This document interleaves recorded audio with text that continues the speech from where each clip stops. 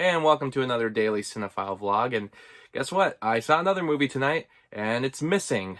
Searching came out in 2018. I didn't have much hope for that movie going in, but it really surprised me. It actually made it into my top 10 of 2018. I was really into that movie and what they were able to achieve with that style.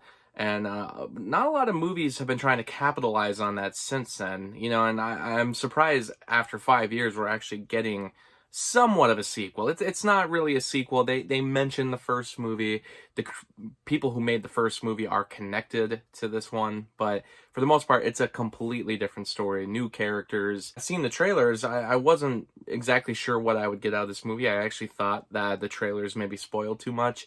And I also wasn't sure if I wanted to see this concept done again. I didn't know if they were going to be able to pull it off a second time because the first movie just felt more unique. Because in a way, I feel like this is kind of a gimmick. But now we have Missing, and I have to say, I did really get into it again. And just like the first movie, this has a lot of attention to detail, not only with what is shown on screen, with the different characters that she's messaging and different notes that she takes, but also when they are using an older computer, they actually use an older version of the software. They're on a different computer. You can actually see what makes different computers unique, and I really appreciate that attention to detail, especially when they get some of the dated stuff correct. If something is from 10 or 15 years ago, the software they're using should be from that time period. It should look like that time period. They actually integrate a lot of stuff that has been, maybe it was around when Searching came out, but now it's become more commonplace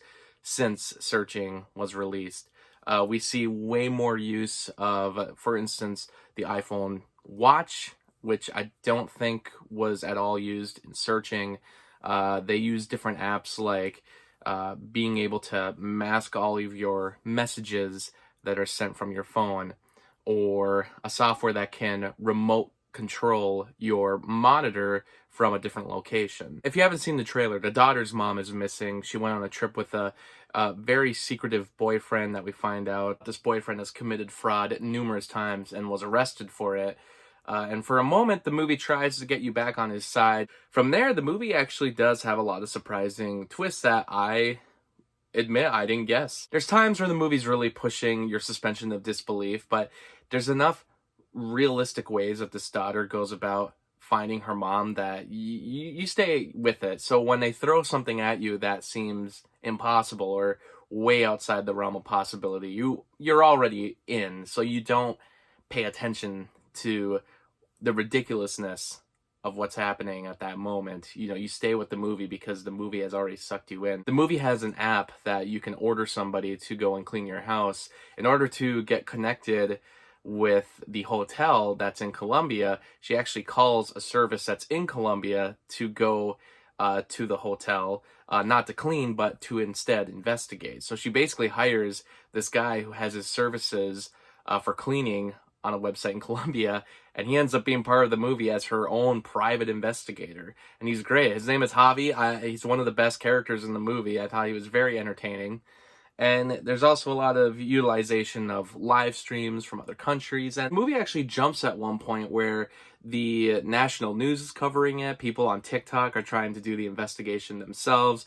There's a moment where people actually turn against her mom and think that she's hiding more about her life and was, maybe even in on the so-called fake kidnapping. I really appreciate about this one when compared to the first one, there's a lot more emotion to this. This relationship between the mom and the daughter, and as we find out where they came from, what their past is, I find it very heartwarming. And there's actually moments in the movie that, not that I cried, but you could almost get there. It was almost tear-jerking. I don't know if I would say it's better than Searching, just because at that point, the idea of this type of movie was very unique.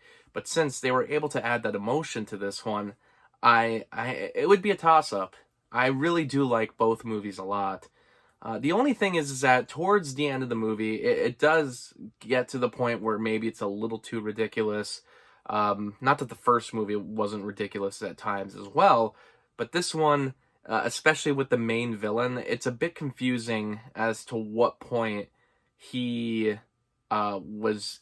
There's a twist in the movie, and you find out that the villain's been doing something basically the entire movie. But you do have to question too, well, if he's been doing that, why wasn't he able to figure out other things earlier on in the movie? Maybe this is stuff that's answered, but for me, I just had a lot of questions there.